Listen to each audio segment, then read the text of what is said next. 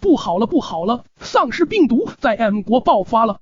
我在家躺着刷着微博，突然就看到这么一条评论，还没有等我反应过来，这条带着 M 国 IP 的评论瞬间就被删了。我还以为是我眼花了，我按着这个人的名字和头像找到了这个人，给他发个私信。你刚才说什么？丧尸？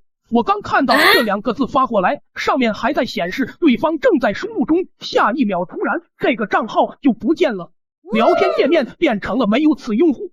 我惊呆了，为什么账号突然就消失了？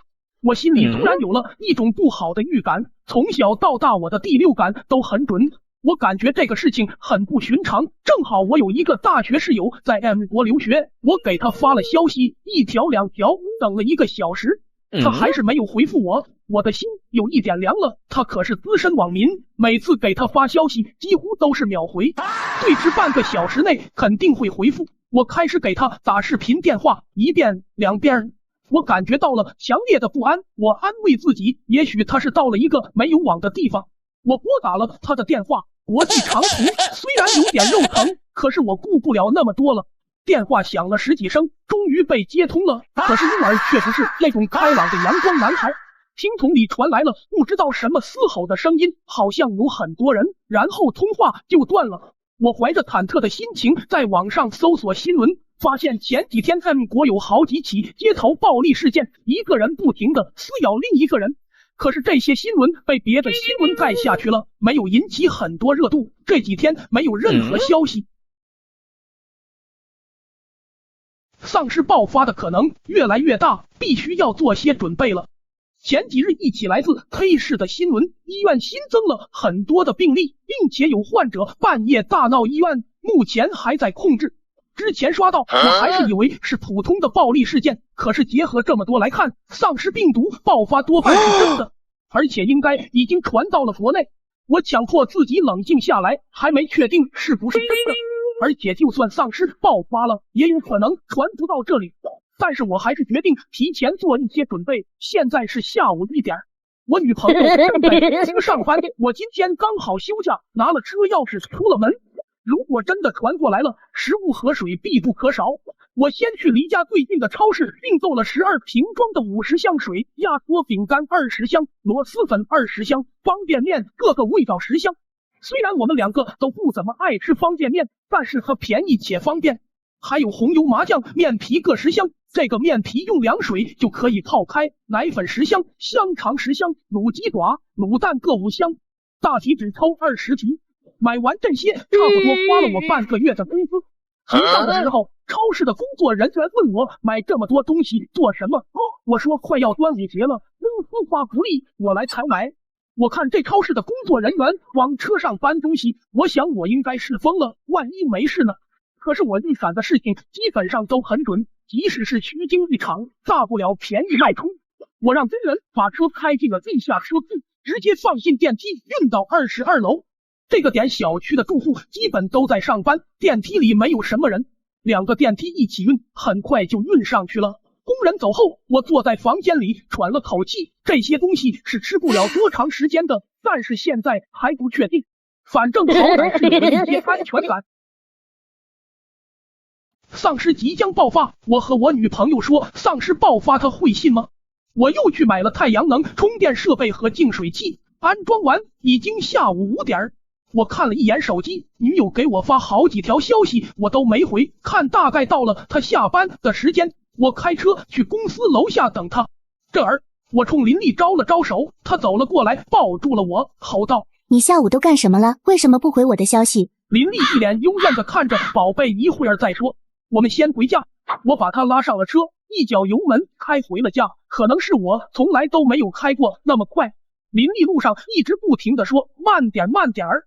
下车后我看她脸都白了，我拉着她上了电梯。回到家，我认真地对林丽说今天发生的事情。林丽虽然对事情半信半疑，但是还是表示请几天假。我把林丽带上了阳台，展示着我今天下午的劳动成果。真不错呀，宝，你准备在家里开超市吗？我对林丽翻了个白眼。晚上我们2个窝在沙发上点了外卖，看了一部电影，相拥而眠。我做了很多梦，梦里到处都是游荡的丧尸。第二天早上7点半，我被最后一个噩梦吓醒，我梦见了我被感染了，然后疯狂撕咬林丽的脖子。宝贝乖，这是梦，不是真的，别怕别怕。起床后准备去购买一些土壤和种子，准备把阳台的外侧种上一些蔬菜。如果没有丧尸的话，土壤还可以种花，买了4大袋土壤和各种种子。医院受伤的群众抱起伤人，丧尸病毒真的爆发了。我们把东西都安置好后，我和女朋友瘫坐在沙发上，我拿着手机刷今天的新闻。今天的热搜是医院恶意伤人的歹徒伤了20多名警察和群众，目前都已经送往医院治疗，歹徒已被击毙。我看着新闻上打着马赛克的照片，还有现场目击人的口述，心里已经泛起了强烈的不安，这和丧尸咬人的情况很相似。我赶紧给林氏的父母打电话，给他们买了车票，让他们马上来我们这里。女朋友家在农村，那里都是大山，没有什么人，她的父母都在那里，那边可以种菜，自给自足。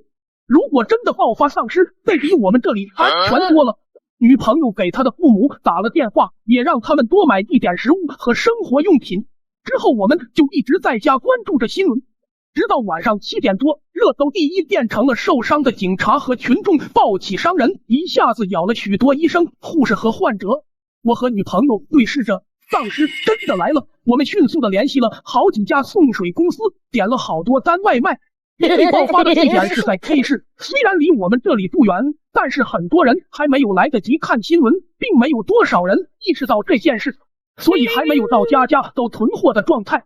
送水和外卖的师傅陆陆续续都来了，3家送水公司搬上来150桶水，外卖是分了10几家超市买的。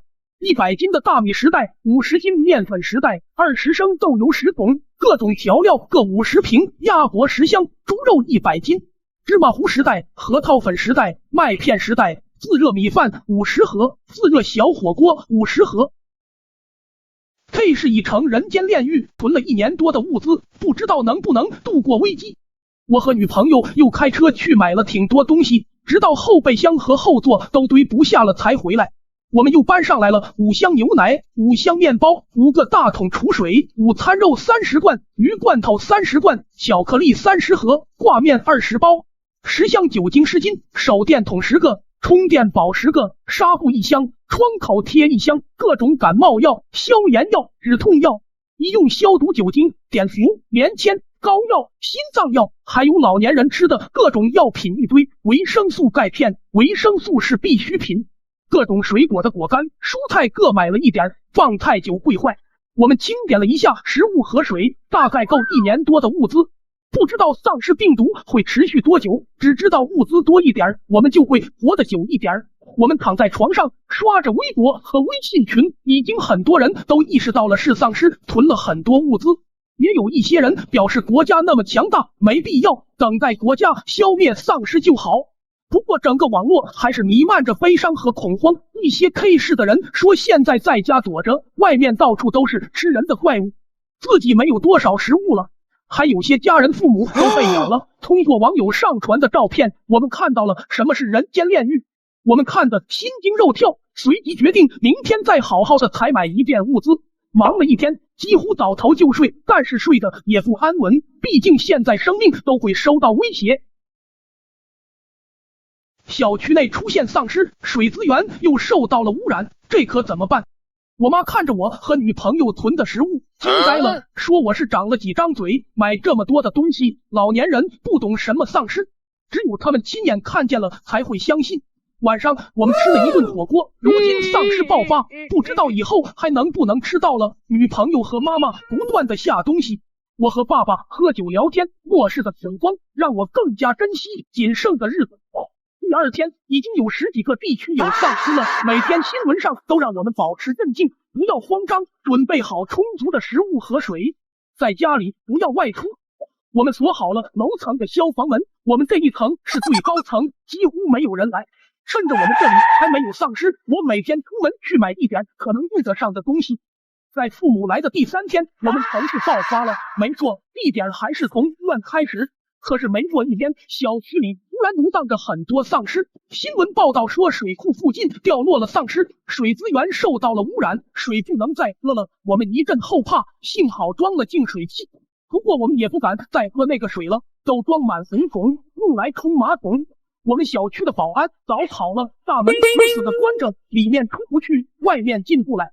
小区里游荡着几只丧尸，没有人敢出去，他们没有吃，饿着低吼。丧尸即将爆发，我们疯狂囤物资。第二天，从新闻得知 K 市已经沦陷了大半，医院的人都跑出来了，感染速度太快了，并且没有第一时间封城，已经有的跑到了邻市，又有好几个城市爆发了丧尸。我们急忙出门，已经有很多人去超市囤物资了，还有一些超市直接关门了。不过，如果真的是末日，第一个被抢的就是超市，也有些商家意识到了，已经开始拆招牌了。也有一些新大的商家发起了国难财，我们趁着早又往回拉了一趟食物，然后开车去家电城买了2个大冰箱，又去买了太阳能板，养殖场买了10只鸡仔，2只母鸡，2只公鸡，买了不少隔音板，又找中介租了隔壁的房子，又买了许多锁和武器，不断的重复送回去出门，送回去出门，又买了电热毯、电风扇、煤炭之类的，又去买了10桶汽油放在车里。买了一个缸，我们把隔壁收拾好，作为我们的物资存放处。附近的物资基本上已经卖光了。开车去了比较偏远的超市，买了30箱水、10箱啤酒、20瓶白酒、洗发水、沐浴露、护发素、身体乳个20瓶、面膜50盒，买了30斤白菜、腌酸菜。大家都去买食物和水了，所以这些东西买的人没有多少。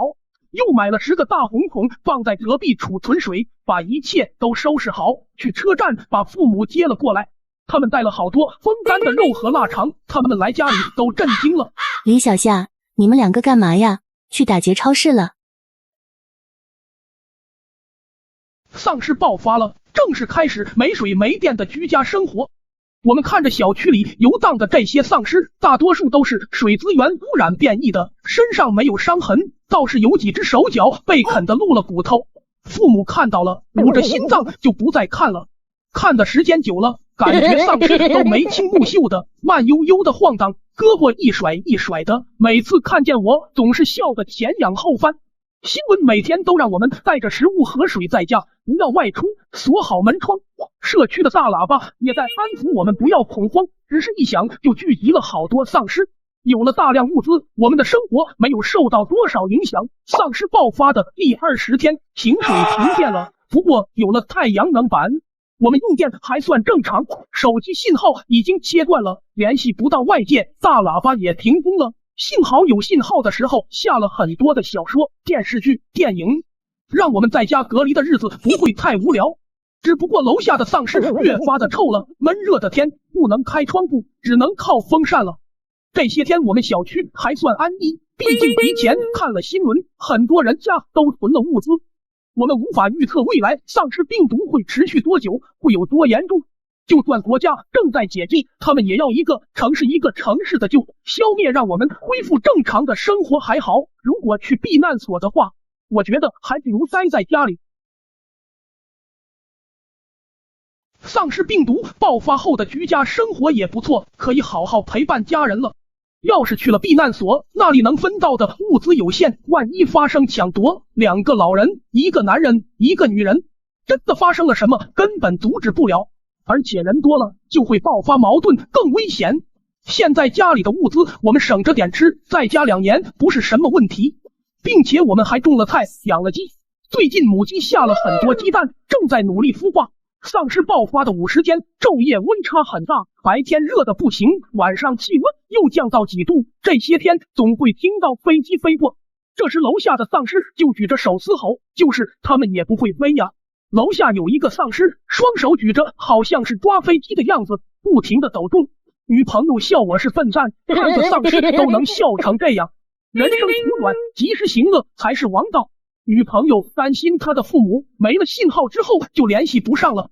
从前几次的对话来看，丧尸爆发之后，他们那里并没有丧尸，也没有什么异常情况。他的爸爸用砖把院子加固了一圈，应该不用太担心。妈妈做好了饭，招呼我们吃饭。她一向不喜欢我们吃那些垃圾食品，坚持每顿饭都给我们做。不过偶尔我会煮了螺蛳粉去诱惑她。既来之则安之，现在的生活也没有什么太糟糕的事情，家人每天都在家陪着我。大学毕业以后，我们各自上班，有时加班或者什么的，回来已经很累了，对家人缺少沟通很长时间了。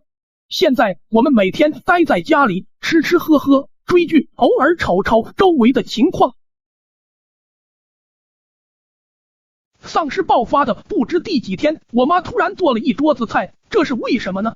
来了这么多菜啊，真香！我和女友来到桌前，老妈做了糖醋排骨、红烧肉、黄焖鸡、糖醋鸡蛋、鱼香肉丝、肉末蒸蛋。今天是什么日子呀？妈，你平时可是一只鸡分3次炒的，今天怎么这么大方？傻孩子，自己生日都忘了，一天天都过懵了吧？我妈摆着筷子对我翻了个白眼，我爸拿着冰镇过的啤酒坐了下来。哦对，今天是我的生日啊，在家浑浑噩噩的我都忘了，哎，又老了1岁了。我感叹着坐了下来。哎，女友呢？我坐下来发觉刚才在我身后的女友不见了。我在这呢，夏夏，生日快乐！女友端着一个蛋糕走了过来，上面插了7根蜡烛。你在哪弄的蛋糕啊？我声音哽咽的问，在末世，生日能吃到蛋糕是有多幸运呢？是我自己做的，材料也不全，也没有水果，我就用巧克力装饰了一下。你每次过生日都要吃蛋糕，我不想让你留遗憾，虽然丑点，但是这是我做的最成功的一个了。夏夏，你将就下。我起身抱住了女友，宝贝，谢谢你，有你真好。行了，别婆婆妈妈的了，赶紧吃饭吧，饭都要凉了。我妈一脸嫌弃的看着我，似乎觉得我很没出息，不过眼神里却是为我开心。我们坐下之后，我妈瞪了我爸一眼。你爸呀，这辈子都不懂得什么叫浪漫。我笑了笑，许了愿，吹了蜡烛。丧尸爆发的不知第几天，小区楼下突然出现一个面包车，这是发生了什么呢？吃完晚饭，女友和爸爸去洗碗了，我和妈妈坐在沙发上嗑着瓜子。突然外面传来一阵车声，我连忙跑到窗户那，把窗帘拉了一条缝，用望远镜看了过去，有人开车想出去，也是，这都多长时间了？那些没怎么存物资的人要饿死了。丧尸听到车声，毫不犹豫地扑了上去。他们已经饿了很久了，一个个看到食物很激动。所幸我们小区里的丧尸不多，四面八方的跑过来也只有10几只，也有可能有一些混在房间和楼道里了。那10几只丧尸并没有能够阻挡车的前进。那辆黑色的大车横在了小区的超市门口。我们小区的超市并不大，是一个小超市，一对老夫妻在经营。丧尸爆发之后，他们就关门了。他们一头紧紧的靠在超市门口，另一头都是丧尸在包围着车。开门啊！车窗里传来了一个男人的声音。丧尸听到他的声音，更加猛烈的撞击车窗，感觉食物近在咫尺，但是就是吃不到。超市里的老夫妻都是善良的人，我不禁为他们捏了一把汗。我无法确定车里的男人是不是好人，我只知道如果他们开门，真的有危险，他们是绝对打不过这个男人的，而且车里还有其他人，千万不要开门，不要开门。我嘴里碎碎念着，祈祷着他们可以不那么善良。救命啊！求求你们开门吧，我们在家都要饿死了，求求你们，我们不进来，就求你给我们点吃的，我们可以饿，但是孩子不可以饿啊。车里传来一阵女声，但是我却感觉背后发凉，因为车里并没有孩子，车里前面坐着一男一女，后面还有2个男人。丧尸爆发的时间久了，人性的险恶也显现出来了。别啊，别开，他们是骗你的。我着急的不知道怎么办才好。这时女朋友来到了我身后，看着楼下的情况，她也明白了是怎么回事。我们只能一起祈祷他们不要开门。可是天不遂人愿，卷帘门被缓缓的拉开，一对面色和蔼的老人拿着不少的食物和水站在门口。由于黑车紧紧的贴着门，门一拉开，他们的车门就可以打开了。几乎是门开启的瞬间，车上2个人迅速的打开了车门，就要强行闯入。我瞬间捏了一把冷汗，他们果然不怀好，利用老人的善心，用女人和小孩来骗取他们的同情。这样的人，其实他们抢夺了这间超市，但是当有一天物资耗尽的时候，他们还是会自相残杀。就在车门打开的瞬间，那些丧尸更加疯狂了，甚至有一个顺着车头爬了上去。那2个人迅速往里面跑，关上了门。可是那些丧尸已经一个踩一个的爬上了车顶。车里的一男一女一看情况不妙，连忙把车门关上。进店的2个人正在把卷帘门拉下去，顺着玻璃门，我看到了一个男人的手臂上流着鲜血。可怜的老夫妻难逃丧尸之口，见不到北方的漫天雪景了。车上的一男一女看到那2个人不管他们了，也许是气急败坏，也许是想要活命，他们开起了车，一下子就把挡在挡风玻璃上的丧尸甩飞了出去。丧尸从高处摔下，又爬了起来，只不过肢体有点不协调了，好像是摔坏了骨头。他们猛踩油门，车撞向了超市的门，半个车身都进去了。不过过了10几秒，车猛地后退，又压进车轮里，几只倒霉的丧尸腿都压得血肉模糊了。随着车的出来，里面跑出来4个人，不对，是4只丧尸，2个刚才进去的人，还有那对老夫妻。看着他们面目呆滞，嘶吼着跑出来，我实在是不忍再看下去了。那对老夫妻大概是我们小区里最善良的人了，我想着他们平日里总是和蔼的和我唠嗑，夸我的女朋友如何如何。我难过的抱了抱女朋友，我回到了沙发上，和爸妈讲述了这件事，他们听完也是十分惋惜。现在的人心真是坏透了，我妈感叹着。女朋友走过来了，那辆车跑走了，进了车库。女朋友说，我不由得担心着，他们把丧尸引进了车库，那么后面出来寻找物资的人就危险了。丧尸爆发，转眼半年过去了，这半年偶尔有出去找物资的人，有的还没出小区就被咬了，有的爬出去再也没有回来。小区的一个小门被撬开了，倒是有几个人带着大背包在晚上偷偷回来。已经进入了12月份，北方早就已经下了雪，我们这里的雪通常下的比较厚，再加上没有人清理，丧尸的行动都受到了阻碍，雪已经堆到他们的腰部了，有的丧尸走着走着就摔倒在了雪里。我看着他们努力在雪地里爬起来的样子，只想笑。丧尸爆发的第 N 天，有人向我们求救，应该怎么办？大雪把城市覆盖，已经看不到那些恐怖血腥的场面了，感觉世界又恢复了平静。只不过不知道有多少人能扛过这个冬天。冬天了，菜已经吃不到了，我们还剩下很多零食。有菜的时候，老妈是不准我们吃零食的，但是还好丧尸爆发前买了很多维生素，不吃蔬菜水果也没关系。小鸡慢慢长大了，每天都会下很多蛋。妈妈也总是变着花样做各种面食盒饭，鸡蛋炒面啊，麻辣面、凉拌面、炸酱面、包子、饺子、蛋炒饭、卤肉饭。冬天白天的太阳很微弱，我们尽量的节省电，除了做饭和晚上电热毯用电，其他的都不用。北方的冬天能到零下20多度，我把冰箱里的东西都搬上了天台，天台厚厚的雪都被我们清理回来了，雪化成水，可以用来洗澡、冲马桶什么的。我一如既往的坐在沙发上，看着一部新开的小说，老爸老妈闲不下来，在天台上捏制着雾气，鸡被养在了隔壁。突然我听到窗户在响，好像有什么正在敲我家的窗户。我走到窗台边，看见一辆无人机正在撞击。我打开窗户，无人机飞了进来，上面有一张纸条。我张望了一下，对面楼的一个窗户里的窗帘似乎被掀开了一角，离得远我看不清。我把纸条展开，夏夏，可不可以请你照顾一下娜娜？她一顿吃的很少的，求求你让她活下去。丧尸爆发的第 N 天，我答应邻居照顾他的女儿。我看着字条，想起来了，对面楼那个姐姐，她很早就结婚了，有一个4岁的女儿，大眼睛很好看。可以啊，但是那你怎么办？我快速的写了字条，挂在了无人机上。无人机飞了回去，我看见她打开了窗，很瘦，很白，很憔悴。她似乎看见了我，冲我招了招手。很快无人机飞来了。我没事，我会把她带到消防通道门口，你们开门接一下她。谢谢你夏夏，我相信你，你一定有办法照顾好她的。但这次无人机并没有飞回去，我在窗边着急的等待着。老婆，我指给她看，那个女人穿着棉衣，背上背着一个大背包，正在雪地里穿行。由于我们2栋楼很近，再加上雪很深，丧尸行动缓慢，他顺利的上了楼。我长呼一口气，老婆，我们下去接他吧。我们把自己捂得严严实实，拿着长刀和棒球棍就准备出去，和父母说让他们把门关上。听到是我们在开门，父母长叹了口气，让我们小心。我小心翼翼打开了防盗门，战战兢兢往楼下走去。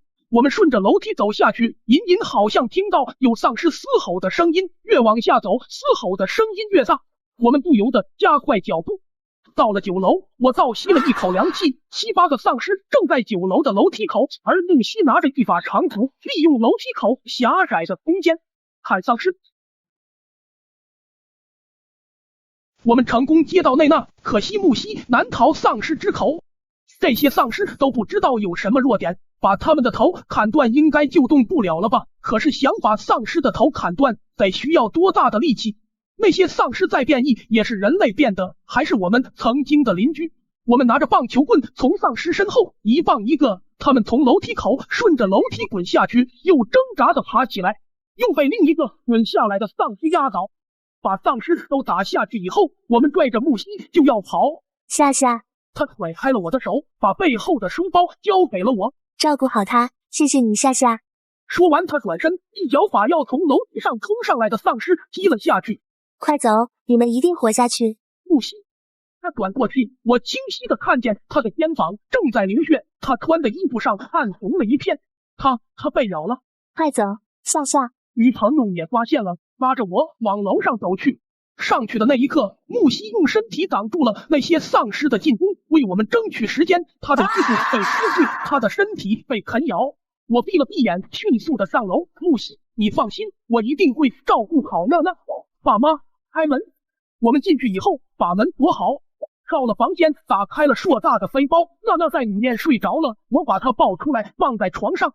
与朋友和爸妈说了刚才发生的事，爸妈听完又感动又心疼。母爱是伟大的，她可以牺牲自己来保护孩子平安。背包里还有无人机的遥控器和1沓钱，还有2根金条、2张卡和1封信。丧尸爆发的第 N 天，邻居木西在我面前去世了。夏夏，当你看到这封信的时候，我大概已经变成丑陋的丧尸。我知道我这一次过去肯定会被感染，就算不会被感染，我也会离开的。谢谢你答应照顾娜娜。谢景出去找物资了，他已经出去4天了，我猜他应该不会回来了。我知道你是一个善良的人。我在想抱着娜娜吃安眠药的时候，看到了你们在天台上，我看见你们在整理食物，所以我想抱着试一试的心态，请你照顾一下我的女儿。谢谢你答应了我，这些钱是给你的。我不知道末世什么时候结束，也不知道这些钱以后有没有用了，这是我能为你为娜娜做的所有了，请你照顾好她。她以后可以不上学，可以什么都不要，给她一口饭吃，让她健康快乐的活着，就是我最大的心愿了。愿你们一家在末世中能安安稳稳的活着。木西绝笔。好了，没事的，起码我们就回来了一个。老婆，我眼睁睁看着她死在我面前，我救不了她。上次见到她，他还推着内娜在小区公园里玩，还问我们什么时候结婚呢，我还没有给他发请帖呢。他死在了我面前，娜娜以后没有妈妈了。这是我在末世里第一次哭得那么惨。这半年我在上面看了太多人被咬，听见过他们家人撕心裂肺的哭泣，也见过丈夫变成丧尸跑过去抱住他的妻子。我以为我已经麻木了，可是第一次我离死亡这么近，看着那些满嘴鲜血、龇牙咧嘴的怪物，他们的嘴好大，我被吓得只想逃。可是木西为了给我们争取时间，即使被咬了还坚持站在那里，一个人面对那些吃人的怪物，被咬得遍体鳞伤。娜娜妈妈走了，我应该如何让她接受这件事？有时候你不得不承认，在天灾和人祸面前，生命真的脆弱的不堪一击。晚饭时候，娜娜醒了，看见我，很高兴的抱住我。夏夏哥哥，小奶音叫的我心都化了。夏夏哥哥，我妈妈呢？娜娜看了一圈，疑惑的看着我。你妈妈，她说让你在我家住几天，她去接你爸爸，等接到你爸爸，她就回来接你了。我磕磕巴巴的撒着谎。好了，饿了吧？奶奶做了好吃的，我们去吃好不好？我也不知道这辈分怎么排的，感觉怪怪的。老妈蒸的鸡蛋羹，给娜娜炖了一个鸡腿。谢谢奶奶，奶奶做的饭真好吃，娜娜很久没有吃过饭了，都是吃饼干。好孩子，可苦了你了。你放心，在奶奶这儿天天给你做饭吃，你想吃什么告诉奶奶，奶奶给你做。哥哥买了好多零食，等你吃完饭，奶奶带你上去挑啊。谢谢奶奶。妈，你怎么双标呢？我吃你怎么不让？去，你都多大人了，净吃垃圾食品。我们娜娜乖，偶尔吃1次2次是没关系的。我妈嫌弃的看着我，切，我不说话了，扒拉碗里的饭。新年到了，丧尸爆发还没有结束，以前的万家灯火只剩现在的点点星光了。晚饭后，我妈和我爸带着内娜上去拿吃的去了，我和女朋友趴在阳台看星星。林丽，你说我们会活下去吗？我看着漆黑的街道，只有雪带点星光。以前在这能看到万千灯火，快过年了，应该热热闹闹。而现在也不知道多少人能活到明年，应该有很多人在饥饿中死去。夏，我们一定会活下去的。你看我们还有那么多物资，等到国家来救我们绰绰有余了。我们一定要相信，他们一定会来的。女朋友抱着我安慰我，可是有好多人都死在了我眼前，不喜楼下的老夫妻，还有我们那些熟悉的邻居们。我越来越担心，万一有一天我们的食物吃完了，但是末日并没有结束。我担心我辜负木西的嘱托，照顾不好内娜。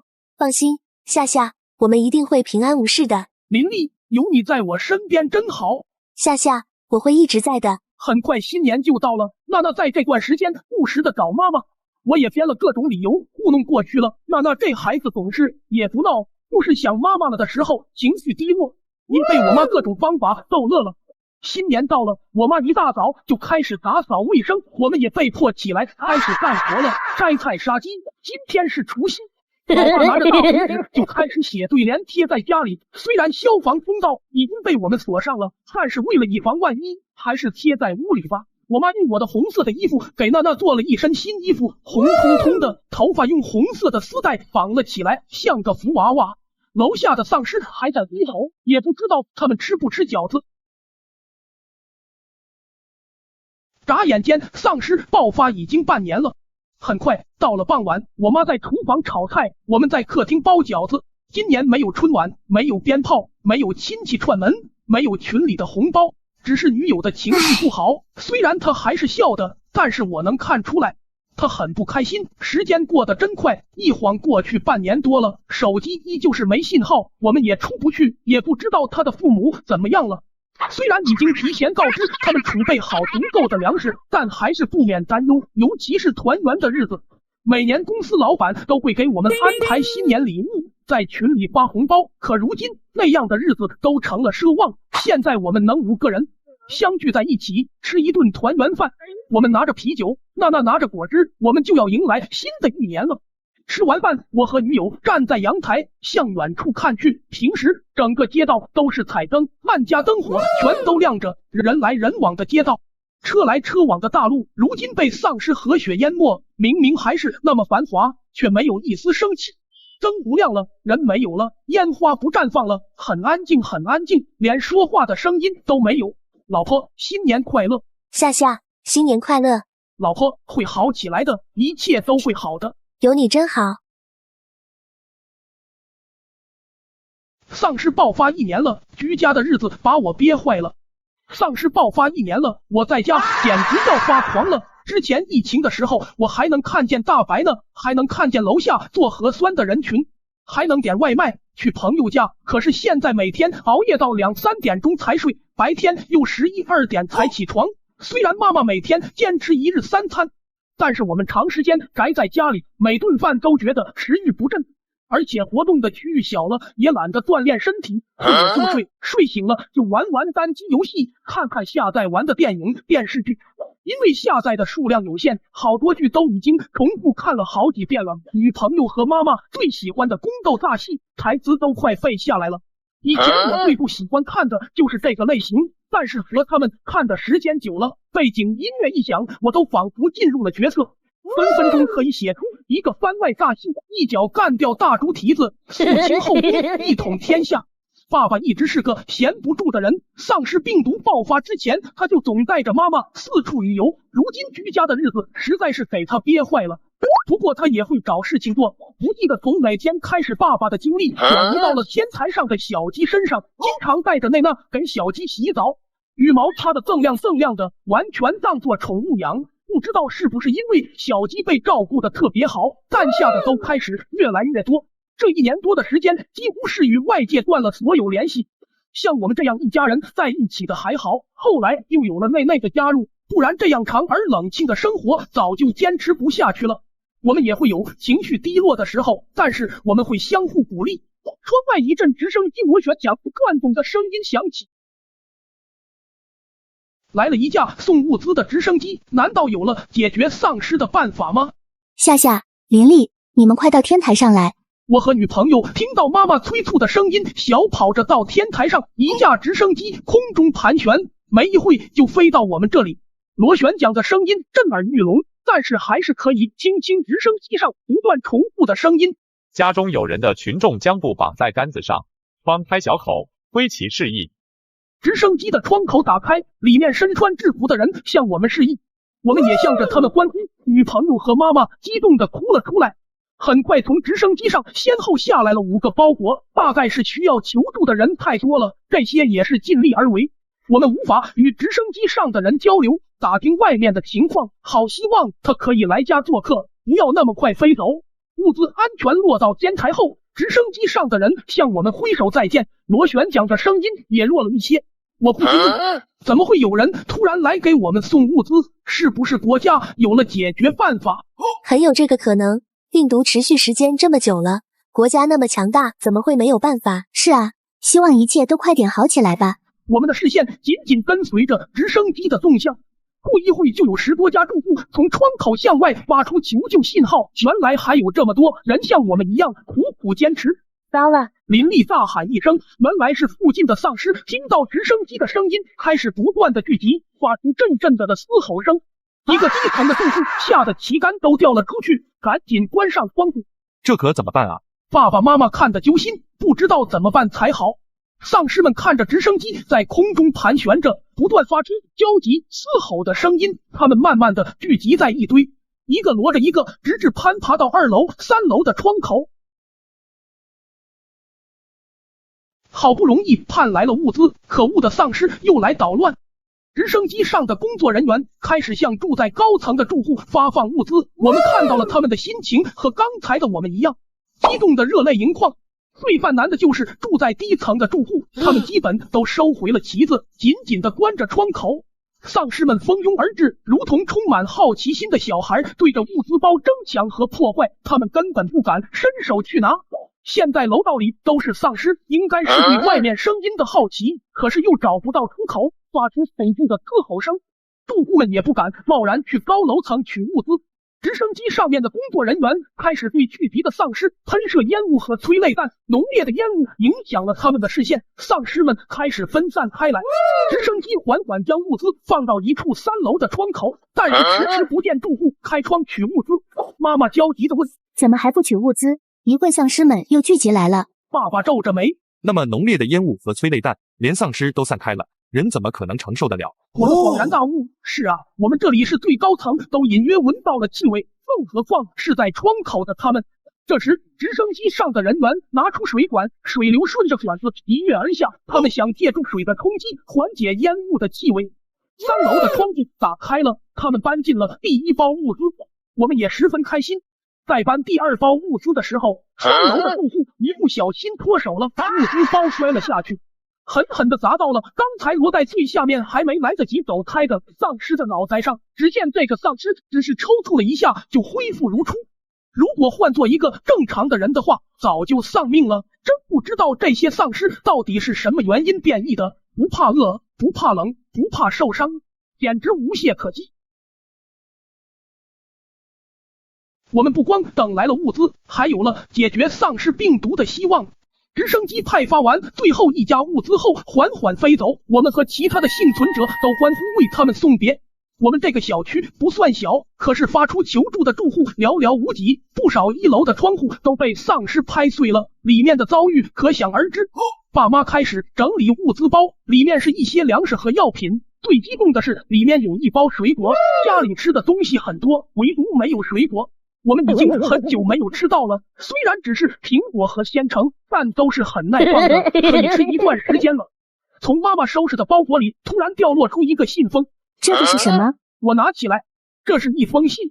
快看里面写了什么？信中写道：亲爱的群众，你们好，我们很抱歉未能尽快的解决丧尸病毒的爆发与蔓延，让大家饱受病毒带来的伤害与困扰。因为通讯设备的损坏，我们的工作受到了严重的打击，现我们努力修复。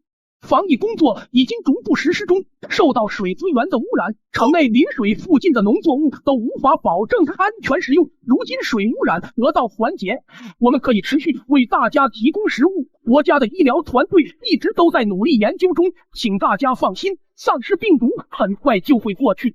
希望大家一定要坚持，不要放弃。这是真的吗？我们是不是要回到以前正常的生活了？一定是真的，不然他们怎么会给我们送物资？很快会好起来的。太好了，太好了！我们一家人紧紧相拥，这1年多的时间里，我们一直在恐慌中度过。如今我们有了希望，也不用再为食物烦恼了。丧尸病毒结束后，会把感染病毒的人救回来吗？自从送物资的直升机来过之后，他们什么时候再来就成了我们茶余饭后的热门话题。不知道送物资的人什么时候还会再来。他们上次来送的物资够吃1个月的，他们1个月之内一定会再来的。没错，他们既然出现了，就一定想到了解决办法，不会只出现一次。希望他们下次来的时候，除了送物资，还可以想到解决丧尸的办法。上次居民们取物资的时候，看到丧尸抓狂的样子，我简直要吓坏了。对，解决丧尸病毒还是重中之重。一旁的娜娜听着我们唠嗑，想到了她的妈妈。下次开直升机的叔叔再来的时候，会把妈妈带来吗？虽然娜娜的年纪小，我们对她也很好，但是我们也代替不了母亲在她心里的位置。我忍不住红了眼眶，安慰她：会的，你妈妈会回来的。我们观察了很久，经常会看到变成丧尸的超市老夫妻在小区里游荡，但是一直看不到顾惜的身影，应该是还困在楼道里。不知道丧尸病毒结束后，可不可以把他们这些感染丧尸病毒的人救回来？大概又过了半个月之后，我们发现无人机出现的次数越来越多了。丧尸们对声音特别敏感，每次无人机一来的时候，他们就会聚集越来越多，有不少应该从楼道里或者每个角落里出来的。看见才知道，原来我们小区里有这么多的丧尸，看得我心惊胆战。爆发了1年多的丧尸病毒终于要结束了。和我们想的一样，送物资的次数越来越频繁了，每次物资里面也都夹带着给我们的信，分享一些最近的情况。不过大多都是一些安慰和鼓励的话。这次与往常不同，信里写着近几天会有大雨，让我们做好准备。我笑着，难道现在贴心的都有了天气预报的服务功能？果然第2天天还没亮就开始雷声大作，瓢泼大雨下的心情都觉得痛快。这些丧尸也是奇了怪了，雨大的都睁不开眼睛，他们也丝毫没有躲雨的意思，只要无人机在空中一直飞，他们就不会走。这个军用的无人机质量真的好，这么大的雨在空中还能稳稳飞行。这场大雨下了足足有3天，到了第4天我们才看到久违的太阳。我们来到尖台上看看外面的情况，发现丧尸们都倒在了地上，他们睁着眼睛，大多都是一动不动，只有少数只是抽搐一下。这些丧尸平时都生龙活虎的，怎么突然都倒下了？难不成和这几天下的雨有关？是不是治疗的要研发出来？是啊，你看他们都不动了。爸妈，我们有救了。到了下午，有10多辆车开进了小区，他们一部分人拿着大罐子像喷农药一样对着躺在地上的丧尸，一部分人对小区进行排查。外面的大喇叭告诉我们不要出去，等到小区安全的时候会告诉我们。我趴在门口仔细听着楼道的声音，听见楼道里传来激烈的搏斗声和丧尸被制服时发出的嘶吼声，果然还有困在里面的丧尸。丧尸病毒结束了，我们恢复了正常的生活。我们每天都看着小区里的情况，丧尸已经有好几天都没有出现了，想必社区的工作人员已经清除完了小区里的丧尸。门外响起久违的敲门声。有人在家吗？我们是社区的工作人员。我虽然早就做好了准备，还是紧张的先看了看猫眼，确定了才开的门。各位幸存者们，这1年多你们辛苦了。小区内的丧尸我们已经清除完毕，你们可以出来活动了。太好了，谢谢你们！我激动的跳着，千言万语都表达不了我的心情。娜娜一直向外看，找她妈妈的身影。我连忙问，我们的朋友感染了丧尸病毒，我一直很担心他。那些感染丧尸病毒的人会好起来吗？很抱歉，感染丧尸病毒超过3天的人没有生还的可能，因为丧尸除了运动神经之外，没有其他感知。感染病毒的人身体机能受到严重损坏，无法再维持生命了。娜娜大哭了起来，她知道她的妈妈再也不会回来了。我们核实好尸体之后会联系您的，我们需要把它们统一处理，等处理完了，骨灰我会给你们送来。谢谢你们。我们走出了居民楼，阳光照在我们身上，我看见不少我的邻居们，多么亲切。工作人员给我们颁发物资，告诉我们不久就会恢复供电、供水，恢复正常的生活。1个月后，城市恢复了正常运转，信号有了。女朋友的父母在乡下生活得很好，亲戚朋友们听了我们的劝告，大部分都很安全。我们埋葬了木西，收养了内娜，不辜负木西对我们信任，让她积极快乐地活下去。我和女朋友决定结婚，火速领了证，年底就办婚礼。人生短暂，把转瞬即逝的生命燃烧在无意义的地方是如此奢侈。珍惜当下，珍惜爱你和你爱的人。不好了，不好了，丧尸病毒在 M 国爆发了。我在家躺着刷着微博，突然就看到这么一条评论，还没有等我反应过来，这条带着 M 国 IP 的评论瞬间就被删了。我还以为是我眼花了，我按着这个人的名字和头像找到了这个人，给他发个私信。你刚才说什么？丧尸？我刚看到这2个字发过来，上面还在显示对方正在输入中，下一秒突然这个账号就不见了，聊天界面变成了没有此用户。我惊呆了，为什么账号突然就消失了？我心里突然有了一种不好的预感，从小到大我的第6感都很准，我感觉这个事情很不寻常。正好我有一个大学室友在 M 国留学，我给他发了消息，1条2条，等了1个小时，他还是没有回复我，我的心有一点凉了。他可是资深网民，每次给他发消息几乎都是秒回，最迟半个小时内肯定会回复。我开始给他打视频电话，1遍2遍，我感觉到了强烈的不安。我安慰自己，也许他是到了一个没有网的地方。我拨打了他的电话，国际长途，虽然有点肉疼，可是我顾不了那么多了。电话响了10几声，终于被接通了，可是入耳却不是那种开朗的阳光男孩，听筒里传来了不知道什么嘶吼的声音，好像有很多人，然后通话就断了。我怀着忐忑的心情在网上搜索新闻，发现前几天 M 国有好几起街头暴力事件，一个人不停地撕咬另一个人。可是这些新闻被别的新闻盖下去了，没有引起很多热度，这几天没有任何消息。丧尸爆发的可能越来越大，必须要做些准备了。前几日一起来自 K 市的新闻，医院新增了很多的病例，并且有患者半夜大闹医院，目前还在控制。之前刷到我还是以为是普通的暴力事件，可是结合这么多来看，丧尸病毒爆发多半是真的，而且应该已经传到了国内。我强迫自己冷静下来，还没确定是不是真的，而且就算丧尸爆发了，也有可能传不到这里。但是我还是决定提前做一些准备。现在是下午1点，我女朋友正在北京上班，我今天刚好休假，拿了车钥匙出了门。如果真的传过来了，食物和水必不可少。我先去离家最近的超市订购了12瓶装的50箱水，压缩饼干20箱，螺蛳粉20箱，方便面各个味道10箱。虽然我们2个都不怎么爱吃方便面，但是它便宜且方便。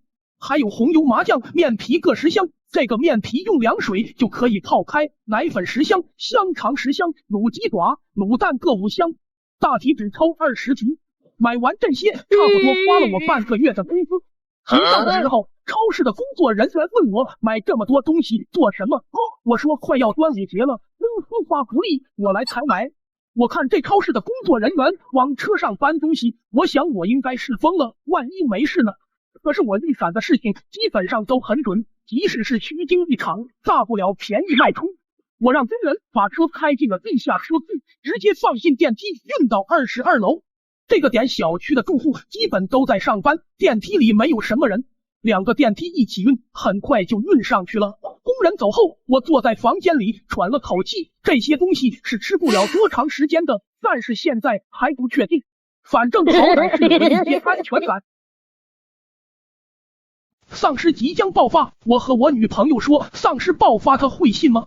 我又去买了太阳能充电设备和净水器，安装完已经下午5点。我看了一眼手机，女友给我发好几条消息，我都没回，看大概到了她下班的时间，我开车去公司楼下等她。这儿，我冲林丽招了招手，她走了过来，抱住了我，吼道：“你下午都干什么了？为什么不回我的消息？”林丽一脸幽怨的看着宝贝，一会儿再说，我们先回家。我把她拉上了车，一脚油门开回了家。可能是我从来都没有开过那么快。林丽路上一直不停的说慢点慢点儿。下车后，我看她脸都白了。我拉着她上了电梯。回到家，我认真的对林丽说今天发生的事情。林丽虽然对事情半信半疑，但是还是表示请几天假。我把林丽带上了阳台，展示着我今天下午的劳动成果。真不错呀，宝，你准备在家里开超市吗？我对林丽翻了个白眼。晚上我们2个窝在沙发上点了外卖，看了一部电影，相拥而眠。我做了很多梦，梦里到处都是游荡的丧尸。第二天早上7点半，我被最后一个噩梦吓醒，我梦见了我被感染了，然后疯狂撕咬林丽的脖子。宝贝乖，这是梦，不是真的，别怕别怕。起床后准备去购买一些土壤和种子，准备把阳台的外侧种上一些蔬菜。如果没有丧尸的话，土壤还可以种花，买了4大袋土壤和各种种子。医院受伤的群众抱起伤人，丧尸病毒真的爆发了。我们把东西都安置好后，我和女朋友瘫坐在沙发上，我拿着手机刷今天的新闻。今天的热搜是医院恶意伤人的歹徒伤了20多名警察和群众，目前都已经送往医院治疗，歹徒已被击毙。我看着新闻上打着马赛克的照片，还有现场目击人的口述，心里已经泛起了强烈的不安，这和丧尸咬人的情况很相似。我赶紧给林氏的父母打电话，给他们买了车票，让他们马上来我们这里。女朋友家在农村，那里都是大山，没有什么人，她的父母都在那里，那边可以种菜，自给自足。如果真的爆发丧尸，会比我们这里安全多了。女朋友给她的父母打了电话，也让他们多买一点食物和生活用品。之后我们就一直在家关注着新闻，直到晚上7点多，热搜第一变成了受伤的警察和群众抱起伤人，一下子咬了许多医生、护士和患者。我和女朋友对视着，丧尸真的来了。我们迅速的联系了好几家送水公司，点了好多单外卖。最爆发的地点是在 K 市，虽然离我们这里不远，但是很多人还没有来得及看新闻，并没有多少人意识到这件事，所以还没有到家家都囤货的状态。送水和外卖的师傅陆陆续续都来了，3家送水公司搬上来150桶水，外卖是分了10几家超市买的。100斤的大米10袋，50斤面粉10袋，20升豆油10桶，各种调料各50瓶，鸭脖10箱，猪肉100斤，芝麻糊10袋，核桃粉10袋，麦片10袋，自热米饭50盒，自热小火锅50盒。K 是已成人间炼狱，囤了1年多的物资，不知道能不能度过危机。我和女朋友又开车去买了挺多东西，直到后备箱和后座都堆不下了才回来。